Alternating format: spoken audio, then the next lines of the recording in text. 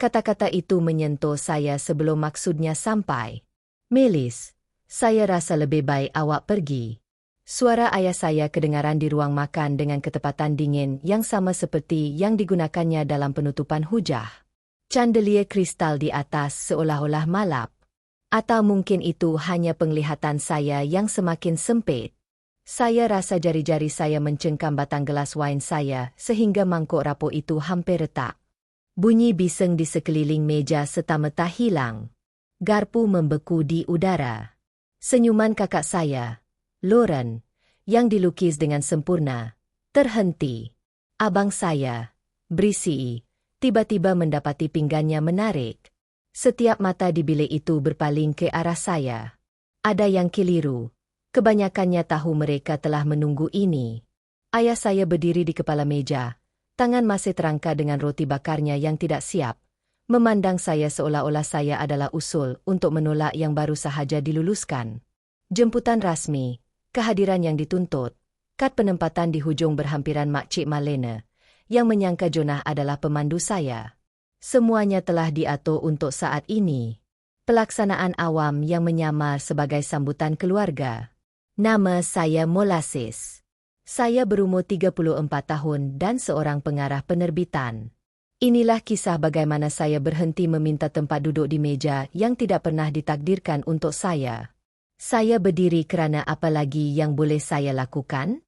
Serbet saya terlepas dari riba saya ke lantai, tetapi saya tidak membungkuk untuk mengambilnya. Tangan saya kebas, tekak saya sesak, tetapi saya tidak menangis. Belum lagi. Saya telah belajar dahulu bagaimana untuk menelan rasa malu di hadapan keluarga Harper. Ia boleh dikatakan satu kemahiran untuk terus hidup. Kemudian kerusi Jonah terhentak pada lantai kayu keras. Suami saya berdiri di sebelah saya, dan ada sesuatu dalam posturnya yang jarang saya lihat. Ketegangan yang melingkar yang membuatkan setiap orang di dalam bilik itu tiba-tiba duduk lebih tegak. Dia tidak memandang saya. Dia memandang terus ke arah ayah saya dengan pandangan yang stabil yang membuatkan pelabur korporat tidak selesa dalam rundingan. Saya ingin membuat roti bakar, kata Jonah perlahan. Rahang ayah saya menegang. Ini bukan tempat awak. Itu boleh dipetikaikan, jawab Jonah sambil mengangkat gelasnya. Tetapi malam ini, saya satu-satunya yang bertindak seperti keluarga. Bilik itu menahan nafas. Saya merasakan sesuatu berubah dalam diri saya. Bukan sekadar kelegaan kerana seseorang mempertahankan saya, tetapi sesuatu yang lebih tajam. Kemarahan. Kemarahan yang jelas, fokus, dan tertunggak. Kerana saat ini tidak bermula malam ini. Ia bermula 34 tahun yang lalu apabila saya dilahirkan sebagai Harper yang salah. Jenis yang lebih menyukai cerita daripada portfolio saham. Yang memilih kata-kata daripada litigasi. Yang mengukur kejayaan dalam kehidupan yang disentuh dan bukannya gelaran yang diperolehi. Ayah saya, Gerald Harper, ialah rakan kongsi litigasi yang membina kejayaannya dengan memusnahkan hujah majlis yang menentang dengan ketepatan pembedahan. Di rumah, dia menggunakan piawaian kejam yang sama. Kasih sayang tidak diberikan. Ia diperoleh melalui pencapaian yang memenuhi spesifikasi tepatnya. Adik-beradik saya belajar untuk membuat persembahan. Saya belajar untuk menghilangkan diri. Brissy, anak sulung, menjadi semua yang ayah mahukan. Atlet universiti, penghormatan sekolah undang-undang, kini mendaki pangkat di firma lama ayah. Lauren menjalani pembedahan kardiotoraks kerana sudah tentu dia melakukannya. Kejayaan mereka diraikan dengan syempen dan ucapan di perhimpunan seperti ini. Kejayaan saya diterima apabila ia tidak boleh diabaikan.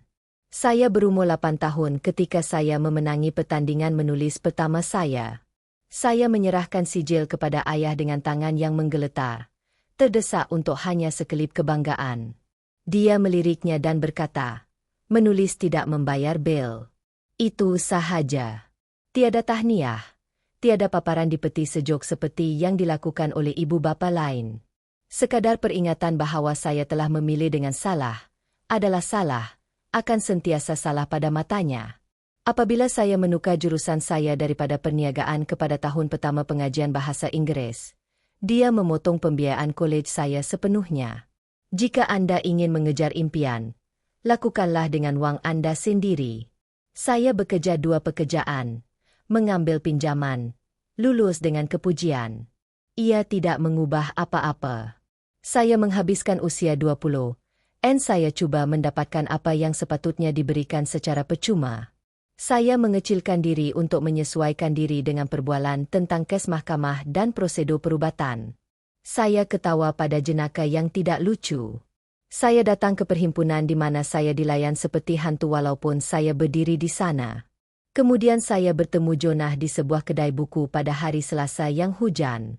Dan buat pertama kalinya, seseorang melihat saya tanpa meminta saya untuk berubah. Dia membandingkan uraian buku dengan kesungguhan seseorang yang memilih falsafah hidup. Apabila dia melihat saya tersenyum melihat keamatannya, dia membalas senyuman dan menawarkan untuk membelikan saya teh. Petang itu bertukar menjadi 3 berjam-jam perbualan di mana dia benar-benar mendengar. Bukan untuk menghakimi, tetapi kerana dia benar-benar berminat dengan apa yang saya katakan. Jonah tidak berasal dari wang atau prestige.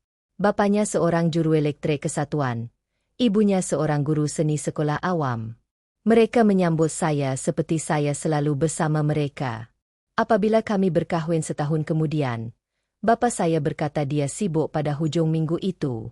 Dia tidak hadir. Adik-beradik saya menghantar teks prafungsi, tetapi ibu Jonah menangis gembira dan bapaknya memanggil saya keluarga. Dan saya sedar skim rupa cinta sejati. Tidak rumit, tanpa syarat, diberikan secara percuma. Jadi apabila jemputan gading tiba 3 minggu lalu, cardstock tebal dengan monogram bapa dan kerajang emas, saya tahu saya harus membuangnya. Sambutan keluarga Harper. Keluarga segera dalam pakaian formal. Tiada penjelasan tentang apa yang kami raikan. Tiada nota mesra, hanya persembahan arahan. Awak tak perlu pergi, kata Jonah lembut. Apabila dia mendapati saya merenungnya. Saya tahu, jawab saya. Tetapi sebahagian daripada diri saya yang menyedihkan masih berharap. Mungkin bapa semakin lembut. Mungkin dia akhirnya akan melihat saya. Saya membeli yang gelap gaun satin hijau. Rambut saya didandan. Berlatih perkara-perkara sopan untuk dikatakan di dalam kereta dalam perjalanan. Apabila kami tiba di rumah ayah, rumah yang dahulunya ibu bapa saya sebelum ibu meninggal dunia, tiada sesiapa yang menyambut kami di pintu. Di dalam, alunan jazz lembut dimainkan. Lauren berlagak sopan dengan sutra merah di tepi pendiang api. Berisii ketawa bersama rakan sekerja ayah dari firma itu. Mereka memandang saya seperti saya perabot. Dicakap tetapi tidak disertakan. Ditoleransi tetapi tidak dialu-alukan. Kad tempat semasa makan malam menceritakan kisah sebenar. Ayah di kepala. Lauren di sebelah kanannya. Berisii di sebelah kirinya. Jonah dan saya di hujung sekali di sebelah Mak Cik Malena yang menghabiskan makan malam menyodu kentang lenyek ke atas serbetnya dan bertanya sama ada Jonah pemandu saya. Saya melihat ayah ketawa bersama adik-beradik saya, bersulang untuk pencapaian mereka, bercakap dengan bersemangat tentang kejayaan mereka. Saya duduk 30 kaki jauhnya dan rasa seperti saya sedang memerhati melalui kaca. Setiap minit mengesahkan apa yang saya sudah tahu, tetapi terus menafikan. Saya tidak akan pernah cukup untuknya kerana saya tidak pernah mahu menjadi apa yang dia perlukan. Kemudian tibalah acara bersulang, di mana dia memuji kepimpinan Berisii, dan ketepatan pembedahan Lauren, di mana dia bercakap tentang mereka yang memilih jalan berbeza sambil memandang tepat ke arah saya, di mana dia tersenyum senyuman litigasi yang dingin dan mengucapkan kata-kata yang akan mengubah segalanya. Saya rasa lebih baik awak pergi sekarang. Jonah mengangkat gelasnya dan wajah ayah saya menjadi kaku. Kepada wanita yang baru awak cuba singkirkan, kata Jonah. Suaranya memotong melalui kesunyian. Istri saya, Melis. Dia berpaling sedikit ke arah saya, kemudian kembali kepada ayah. Ayah kata malam ini untuk orang yang penting. Biar saya beritahu awak siapa yang penting. Melis membina hidupnya tanpa jaring keselamatan selepas awak memutuskan hubungan dengannya. Dia bekerja 2 pekerjaan sambil menamatkan pengajian ijazahnya. Dia melancarkan jejaknya sendiri dan memberi peluang pertama kepada berpuluh-puluh penulis, veteran, pendatang, remaja yang tidak pernah melihat diri mereka dalam buku sebelum ini. Dia pernah dipaparkan dalam festival sastra yang mungkin awak tidak pernah dengar kerana awak tidak pernah bertanya. Buku jari ayah menjadi pucat pada gelas wainnya. Tetapi semua itu tidak penting bagi awak, sambung Jonah. Kerana awak tidak mengukur kejayaan dalam impak. Awak mengukurnya dalam status dan kawalan. Dan apabila Cik enggan aku, awak tidak begitu sahaja menolaknya. Awak sengaja memadamkannya secara terbuka. Dia memandang sekeliling meja. Kepada awak yang lain, jika ini terasa janggal, sepatutnya awak melihat seorang bapa memalukan anak perempuannya di hadapan semua orang, dan awak tidak berkata apa-apa. Sebahagian daripada awak tersenyum. Kesunyian itu mutlak. Sepupu saya tidak dapat bertentang mata dengan saya. Wajah Lauren menjadi pucat. Kemudian Jonah memandang saya. Ekspresinya menjadi lembut. Tetapi inilah yang penting. Melis, saya nampak awak. Saya selalu melihat awak. Bukan sebagai anak perempuan yang gagal dalam senarai semak orang lain, tetapi sebagai wanita yang mempunyai keberanian untuk mendefinisikan dirinya. Sesuatu tercetus di dadaku. Bukan kesakitan kali ini. Pengiktirafan. Jonah berpaling kembali kepada ayah. Ayah menyuruhnya pergi. Baiklah. Kita berdua akan pergi. Dia meletakkan gelasnya dengan lembut. Tetapi jangan sesekali salah anggap diamu sebagai autoriti lagi. Kamu boleh mengawal rumah ini dan menguasai keluarga ini, tetapi kamu tidak boleh menentukan nilainya. Dia memegang tanganku. Stabil, pasti, hangat. Dan ketika skim aku menyadari bahawa aku tidak pergi dalam rasa malu. Aku berjalan meninggalkan orang yang tidak akan pernah melihatku. Ada perbezaannya. Tetapi aku belum selesai lagi. Aku menarik tanganku dengan lembut dari tangan Jonah dan berpaling menghadap ayahku. Suaraku mengejutkanku dengan ketenangannya. Ayah tahu apa yang lucu? Ya, kataku. Aku menghabiskan 34 tahun memikirkan sesuatu yang tidak kena dengan diriku.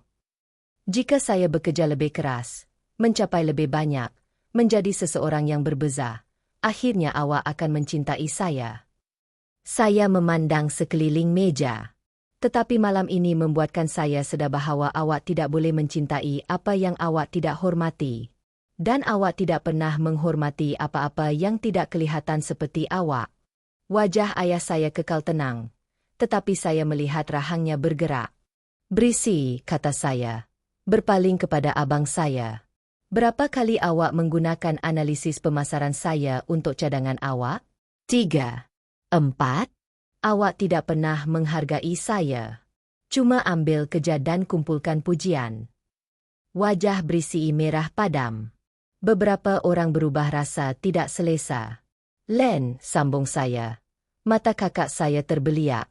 Ingat tak masa awak beritahu jururawat hospes ibu saya yang saya terlalu emosi untuk membuat keputusan perubatan? Awak telah mengeluarkan saya daripada pasukan penjagaannya pada minggu-minggu terakhirnya. Saya hampir tidak sempat mengucapkan selamat tinggal. Lauren membuka mulutnya, kemudian menutupnya. Saya kembali memandang ayah saya. Awak mengajar mereka bahawa kekejaman itu tidak mengapa selagi ia sopan. Pengecualian itu boleh diterima jika awak menghiasinya dengan jemputan rasmi dan kad tempat. Tetapi saya sudah selesai menjadi pengajaran awak tentang apa yang berlaku kepada anak-anak Harper yang tidak menunjukkan prestasi yang betul. Saya mengambil beg tangan saya. Dan ayah, memandangkan awak begitu mengambil berat tentang sumbangan dan legasi, saya telah mendokumentasikan semuanya.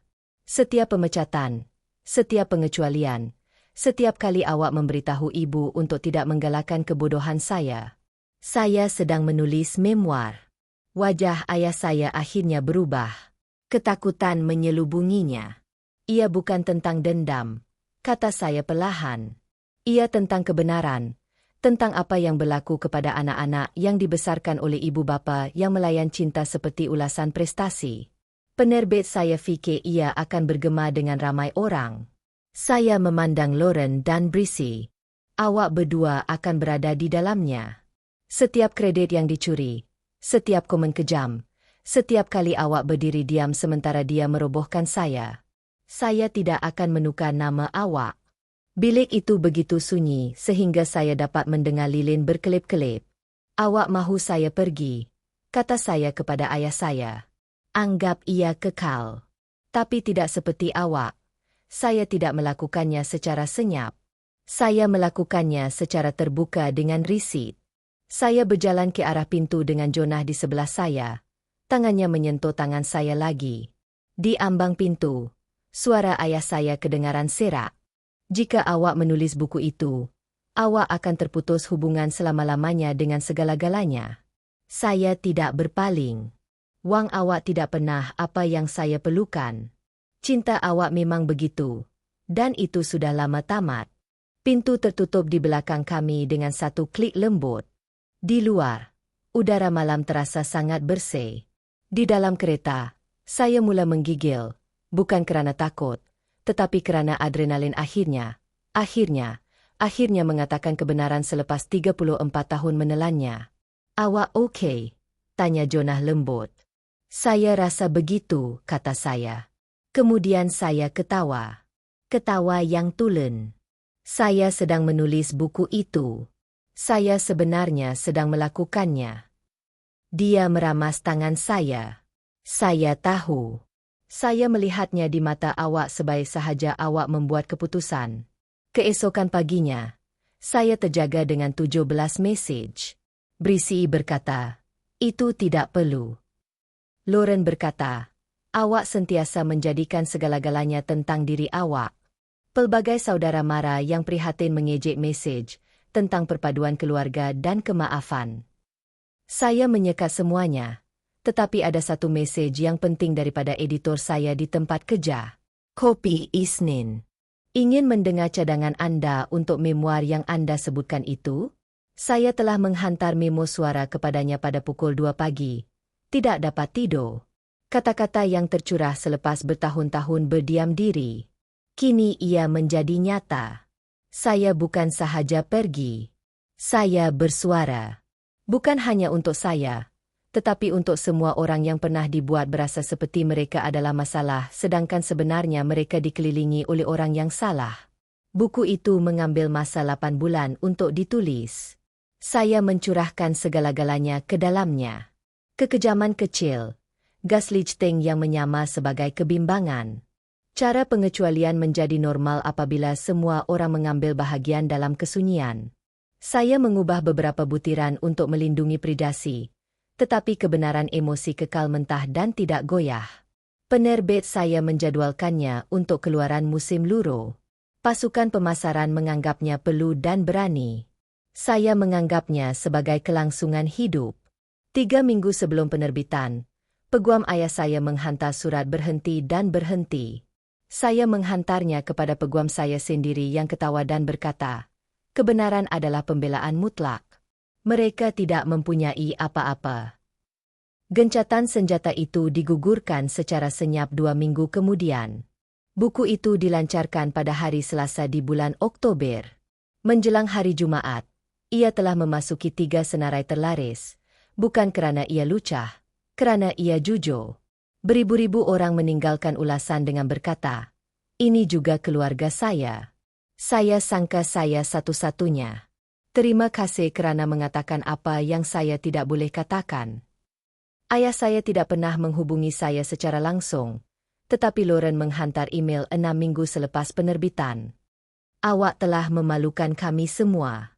Saya harap awak gembira, saya menulis balas. Saya tidak gembira, tetapi saya bebas. Ada perbezaannya.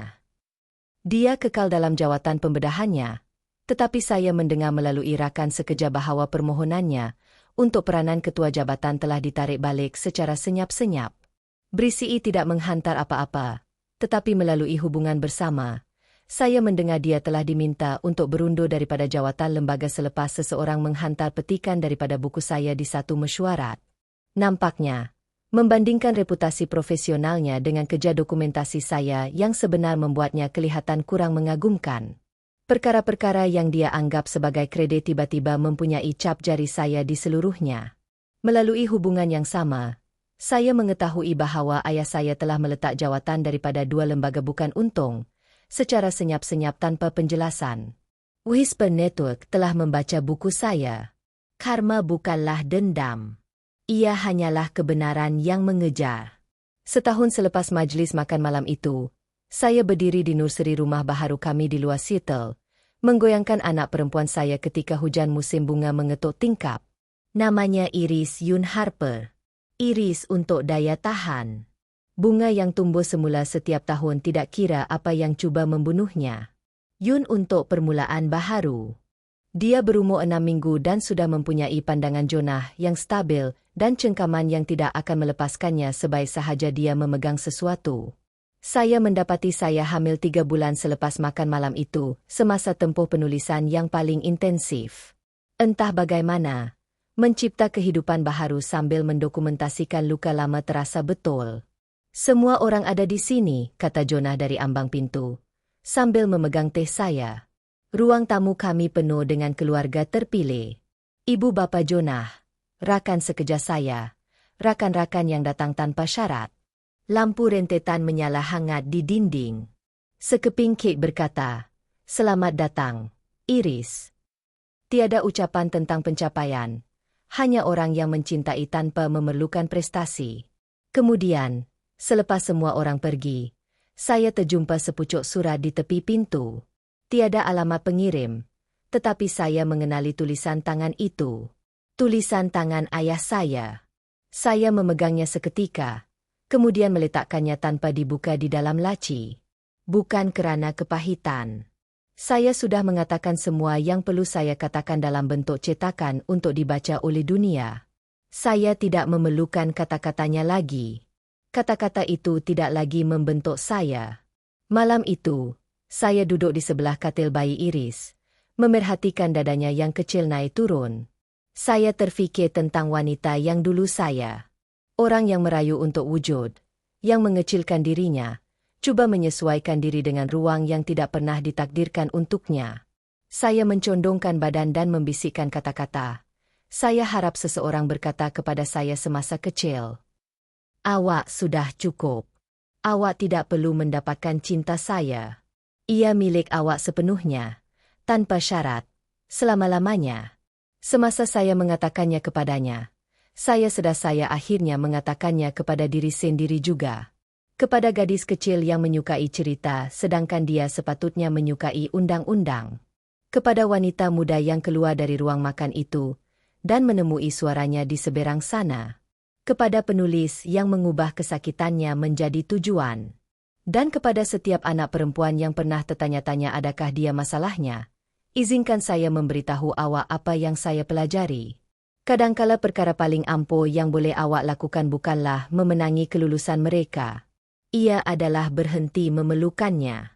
Orang yang penting akan melihat awak tanpa awak perlu membuktikan diri awak. Dan mereka yang tidak, mereka hanyalah watak dalam kisah asal awak. Halangan yang mengajar awak betapa kuatnya awak sebenarnya. Saya tidak lagi bercakap dengan ayah saya. Saya tidak perlu. Tetapi beribu-ribu orang yang tidak dikenali menulis surat kepada saya sekarang mengatakan kata-kata saya memberi mereka kebenaran untuk meninggalkan keluarga yang toksik. Tetapkan sempadan. Berhenti membuat persembahan untuk orang yang tidak akan pernah menghargai persembahan tersebut. Itu bukan dendam. Skim keadilan. Dan ternyata dendam terbaik bukanlah membuat mereka menyesal. Ia menjadikan mereka tidak relevan sementara Anda membina sesuatu yang indah yang tidak dapat mereka sentuh. Sebelum Anda pergi, berikut adalah bonus ringkas kerana teruskan. Jika Anda suka belajar dan berkembang seperti saya, Anda perlu mencuba buku audio. Saya ada tawaran eksklusif dengan Audibly. Bulan pertama Anda adalah percuma sepenuhnya. Itu akses kepada lebih 500,000 judul, tanpa sebarang kos kepada Anda. Semua butiran menunggu dalam penerangan. Jangan terlepas yang ini.